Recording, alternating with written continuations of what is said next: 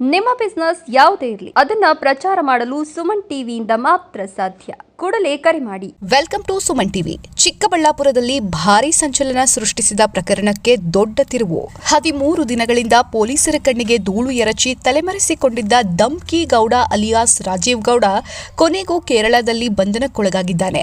ವಿಶೇಷ ತಂಡದ ಹದವಾದ ಹಂತ ಕಾರ್ಯಾಚರಣೆ ಬಳಿಕ ಆರೋಪಿಯನ್ನು ವಶಕ್ಕೆ ಪಡೆಯಲಾಗಿದೆ. Chikkaballapur district Shidlaghatta town police station limits ಅಲ್ಲಿ 14th ಜನವರಿ 2026 ಒಂದು FIR ರಿಜಿಸ್ಟರ್ ಆಗಿತ್ತು ಈವ್ನಿಂಗ್ ಟೈಮ್ ಅಲ್ಲಿ. ಬೇಸಿಕಲಿ ನಮ್ಮ ಶಿಲ್ಘಟ್ಟ ಪೊರಾಯುಕ್ತ ಅಮೃತ ಗೌಡರ್ ಅವರಿಗೆ ಫೋನ್ ಅಲ್ಲಿ ಬೈದಿದ್ದಾರೆ ಈ ತರದ್ದು ಒಂದು ಕಂಪ್ಲೇಂಟ್ ಇತ್ತು. ಆ ವಿಚಾರ ಬಗ್ಗೆ ನಾವು ಅಗ್ರಿವೇಟೆಡ್ ಕ್ರಿಮಿನಲ್ ಇಂಟಿಮಿಡೇಷನ್ FIR ಮಾಡಿ ಆ ಕೇಸಲ್ಲಿ ಆರೋಪಿ ರಾಜೀವ್ ಗೌಡ ಅವ್ರ ಮೇಲೆ FIR ಆಗಿತ್ತು ಆ ದಿನ.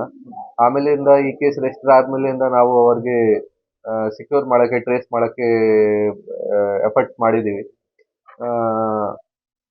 14th ಯಾವಾಗ FIR ಆಯ್ತು ಆಮೇಲಿಂದ ಮೊದಲಿಂದ ಇವರು FIR ಆಗಕ್ಕೆ ಮುಂಚೆಯಿಂದ ಇವರು ಬೆಂಗಳೂರು ಬಿಟ್ಟು ಬೇರೆ ಬೆಂಗಳೂರು ಆಫೀಸ್ ಮನೆ ಬಿಟ್ಟು ಬೇರೆ ಯಾವ್ದು ದಾರಿಗೆ ಹೋಗಿದ್ದಾರೆ ಈ ತರ ಮಾಹಿತಿ ಇತ್ತು.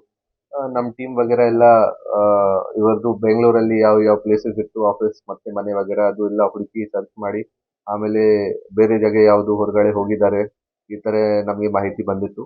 ಆಮೇಲೆ ನಾವು ಸೆಪರೇಟ್ ಟೀಮ್ಸ್ ಮಾಡಿ ಈ ಆರೋಪಿಗೆ ಟ್ರೇಸ್ ಮಾಡಬೇಕು ಸೆಕ್ಯೂರ್ ಮಾಡಬೇಕು ಆ ವಿಚಾರ ಬಗ್ಗೆ ನಾವು ಪ್ರಯತ್ನ ಮಾಡಿದ್ದೀವಿ.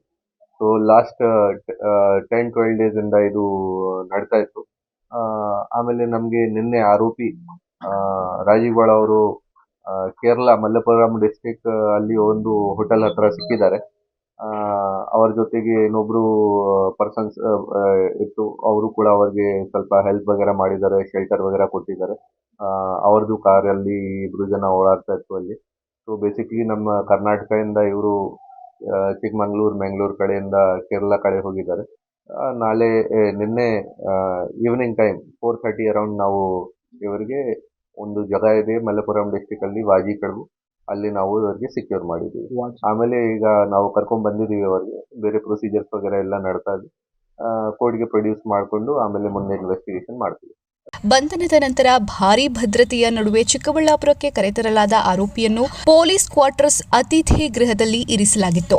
ಅತಿಥಿ ಗೃಹ ಸುತ್ತಲೂ ಕಟ್ಟುನಿಟ್ಟಿನ ಬಂದೋಬಸ್ತ್, ಹೊರಗಿನಿಂದ ಯಾರಿಗೂ ಸುಲಭ ಪ್ರವೇಶ ಇಲ್ಲ. ಪ್ರತಿಯೊಂದು ಚಲನವಲನದ ಮೇಲೂ ಕಣ್ಣಿಟ್ಟ ಪೊಲೀಸರು ಆರೋಪಿಯನ್ನು ಗೌಪ್ಯವಾಗಿ ವಿಚಾರಣೆ ನಡೆಸಿದ ಬಳಿಕ ಜಿಲ್ಲಾಸ್ಪತ್ರೆಗೆ ಕರೆದೊಯ್ದು ವೈದ್ಯಕೀಯ ಪರೀಕ್ಷೆ ಮಾಡಿಸಲಾಗಿದೆ. ಕಾನೂನು ಪ್ರಕ್ರಿಯೆಯ ಭಾಗವಾಗಿ ಎಲ್ಲಾ ನಿಯಮಾವಳಿಗಳನ್ನು ಕಟ್ಟುನಿಟ್ಟಾಗಿ ಪಾಲಿಸಲಾಗಿದೆ. ಇದರ ಮಧ್ಯೆ ಬೆಳಗಿನ ತಿಂಡಿ ತೀರ್ಥ ಸೇರಿದಂತೆ ಮೂಲಭೂತ ಸೌಕರ್ಯ ಒದಗಿಸಲಾಗಿದೆ ಎಂಬ ಮಾಹಿತಿ ಲಭ್ಯವಾಗಿದೆ. ಆದರೆ ಪ್ರಶ್ನೆ ಏನೆಂದರೆ, ಇಷ್ಟು ದಿನ ತಲೆಮರೆಸಿಕೊಂಡಿದ್ದ ಆರೋಪಿಯ ಸಂಪರ್ಕಗಳು ಯಾರ ಸಹಾಯದಿಂದ ತಪ್ಪಿಸಿಕೊಂಡಿದ್ದ ಎಂಬುದರ ಮೇಲೆ ಈಗ ಪೊಲೀಸರ ಕಣ್ಣು ನೆಟ್ಟಿದೆ. ನಂತರ ಭದ್ರತಾ ವಲಯದ ನಡುವೆ ಶಿಡ್ಲಘಟ್ಟ ನ್ಯಾಯಾಲಯಕ್ಕೆ ಕರೆದುಕೊಂಡು ಹೋಗಿ ನ್ಯಾಯಾಧೀಶರ ಮುಂದೆ ಹಾಜರುಪಡಿಸಲಾಗಿದೆ. ಮುಂದಿನ ತನಿಖೆ ಯಾವ ದಿಕ್ಕಿಗೆ ತಿರುಗಲಿದೆ, ಇನ್ನು ಯಾರ ಹೆಸರು ಬಹಿರಂಗವಾಗಲಿದೆ? ಈ ಪ್ರಕರಣ ಚಿಕ್ಕಬಳ್ಳಾಪುರದಲ್ಲಿ ಮತ್ತಷ್ಟು ಸಂಚಲನ ಸೃಷ್ಟಿಸುವ ಸಾಧ್ಯತೆ ಇದೆ. ಇನ್ನಷ್ಟು ಅಪ್ಡೇಟ್ಸ್ಗಾಗಿ ನೋಡ್ತಿರಿ ಸುಮನ್ ಟಿವಿ.